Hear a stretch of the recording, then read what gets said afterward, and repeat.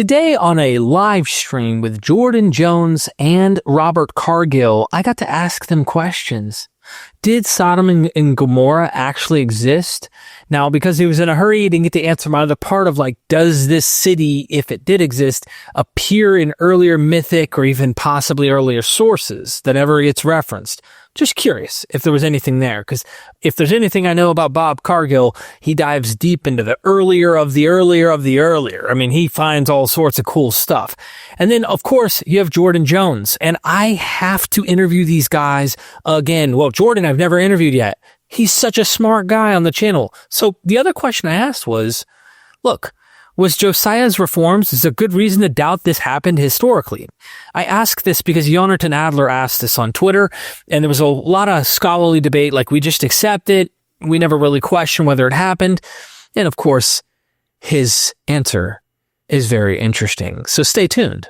So the first one from MythVision, was there ever actually a Sodom and Gomorrah? Did the city really exist? And did it have pre-biblical roots in Canaanite or other mythologies? So not a long answer. I got to give you. Yeah, I got to give it. Oh, this is a good one. I think there actually was, there likely was a city of Sodom and Gomorrah. I think the cities did exist. I think that if, again, I think they did. Now, has anybody found them? I don't know. Were they destroyed by fire the way that the Bible describes, and fire and brimstone? We have no way of knowing. It could have been destroyed by fire. Lots of cities were. Yeah, common. Right? If they did exist, which I think they did, again, that doesn't mean that the story that we have in the Bible is what happened to them. I think they exist in the Kikar. I think they exist up on the plain of the Jordan, on the northern end of the Dead Sea. I don't think they're down in the south. I think they're up on the northern end. That's what I read. And again, this comes from multiple sources, including some of the Dead Sea Scrolls, Copper Scrolls, some other things, including my own work in Melchizedek. I think they did exist. I think they're on the northern end of the Dead Sea, on the east maybe. The question is, did the story that we have in the Bible actually take place? But yeah, I have no reason to think that they didn't exist. All right, MythVision, thank you. Next, Derek, another question coming in. Is there a reason to doubt that Josiah's reforms happened? Yes, the short answer is yes. Now, here's the debate for those of you, so first of all, the people will say you're a pagan, you don't believe that, something that the Bible says. I'm going to give you the scholarly debate. If you look at the reforms of Josiah, and you in the 7th century, and you look at the reforms of Hezekiah in the 8th century, this is 2 Kings 18 through 20, also paralleled, by the way, if you're interested in doing this, in Isaiah 36 through 39. So get 2 Bibles, open one of them to Isaiah 36, open another Bible to 2 Kings 18, and start reading. In many places, it's word for word. Somebody copied the other. This is Christopher Seitz wrote a book called Zion's Final Destiny that talks about this debate, 2 Kings or Isaiah, which one copied which one. Okay. Hezekiah makes reforms in the late 8th century. Josiah makes reforms in the 7th century. They're not identical. They're similar, right? The idea is centralization of worship, getting rid of idols, centralization of worship in Jerusalem.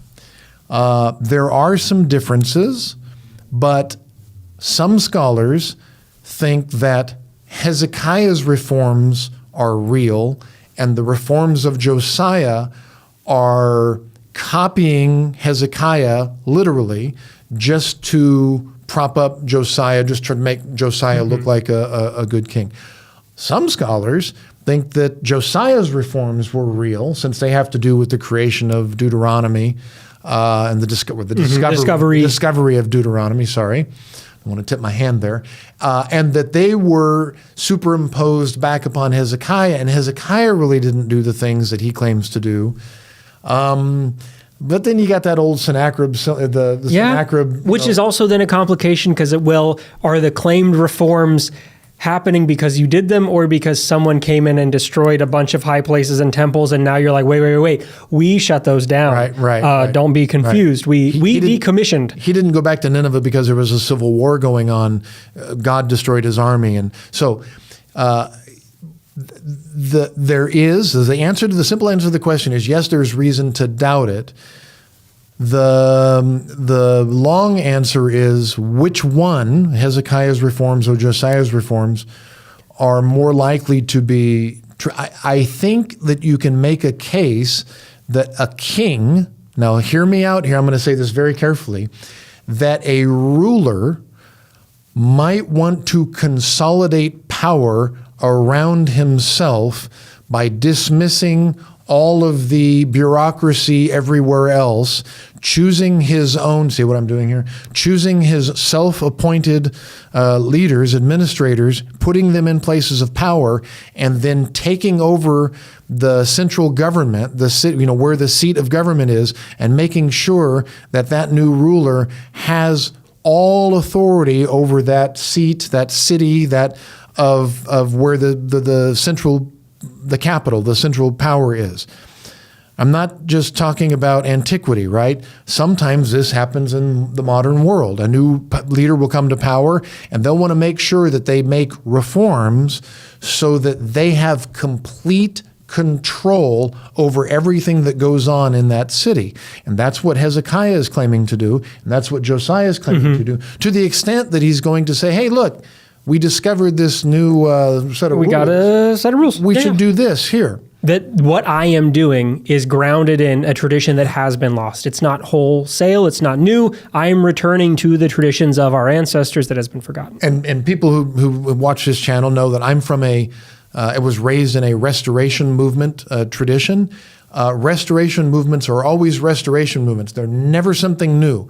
We're never inventing something new. It's never a new religion. It's never a new movement. Yeah. It's always a restoration to revive the ancient faith that has been lost. And this isn't something that's just unique to this either. It's called pious frauds. You get it in a number of texts where they talk about the discovery. It's always the discovery of a lost text in the temple that was lost in the corner. And look, somebody found a scribe when they were dusting up and, oh, we've gone astray and we need to return. And what do you know? It usually deals with removing some priestly classes to favor some others, closing down some cultic sites to favor some others in ways that, consolidate power. I think someone mentioned in the comments here, like Akhenaten, which is an interesting example of the other way because they don't go back to an old form of religion. Right. They shift into a new form which doesn't last past, and then there's a restorationist movement back behind. So they're kind of like an example on the other way, and the danger. Well, they still get the power from it, but it doesn't sustain. But Akhenaten's a good example of it. When somebody tries to make a change, especially to religion, the way we've always done things, those who come in later will say, no, we need to go back to the way we. Now, the question is what came next the way that they always did it, or did they couch their new thing as the way that we've always done it? Yeah. And it's really just a new reform in the same way. We're just better at our PR. So is Christianity a new religion, or is it something that, or are they couching themselves as, no, this was always the intent, we're just restoring what God always wanted. Yeah. Is Islam does the same thing, right? It's a new revelation, but this is what it was supposed to be from the beginning, right? It's never a new religion. It's always making that old thing great again. Well, and Derek asked another question here. Is there a reason to doubt both reforms happened? Which I think, you can always say you should maybe doubt the exact version that you're reading. Did it happen exactly as you see, or is this taking some versions of things? Because we do have, archaeological evidence of shrines being decommissioned, being buried, that they aren't necessarily destroyed, that they're laid down, like Tel Arad. And so some of these places where chronologically they line up with some shifts happening, must that be because it happens as the text says, or is the text co-opting movements of cult practice that are happening? That's where it gets difficult. You have plenty of archaeological evidence showing that Hezekiah was preparing for a rebellion. Yep. He was preparing for the Assyrians to come in. The building of the broad wall. You've got the bringing in of all of the taxation. The collecting of all of these all those lamellic stamps. The lamellic stamp seals. So he was clearly preparing for some kind of rebellion. He's bragging about, and I think the text that we have, this is a paper I wrote back in grad school, the text that we have in 2 Kings 18 about him bragging about all of the things that he knocked down, right? I knocked down the Nehushtan, right? This is something that God commanded to be taking built, it out of the temple, right? He's knocking down these high places that faithful people had built. He's talking about taking out things that were commanded by God to be built, right? And he's doing this with the consent of the people, right? He's saying, I want all worship to be for this one deity here in Jerusalem, and he's preparing for a rebellion. So we have archaeological evidence and maybe some unpopular decisions as well that appear to support the fact that these were actual reforms done by Hezekiah. Well, I think we should say with the support of the people, that's one where we don't know. Because we get the version from Hezekiah, because the people could be in mass protest. I think a counter I might say is like... Let me change that statement. Let me rephrase that.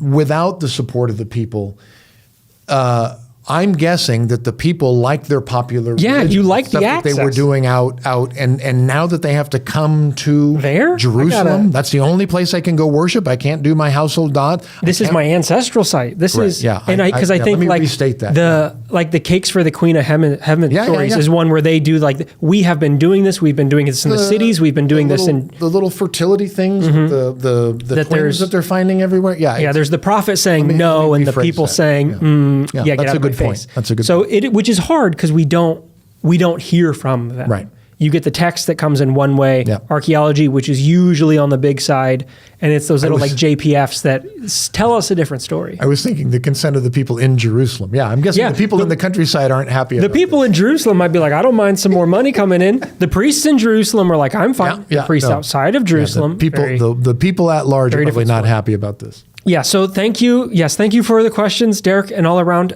There you have it, right? I mean, it's such an interesting thing to think about. Were these propagandistic materials that exaggerate a bit and overemphasize the situation, but there really were, some kernel of memory and history here? As Ronald Hennell might say, from the Exodus, there might be a memory of something, but it's exaggerated, it's mythic, it's not literal history. Something might be reflected in the story. Maybe they were getting rid of cult shrines and trying to centralize power. And I'm sure that's happened several times in history. But I want to postulate, look, these are the experts. I am not trying to question that.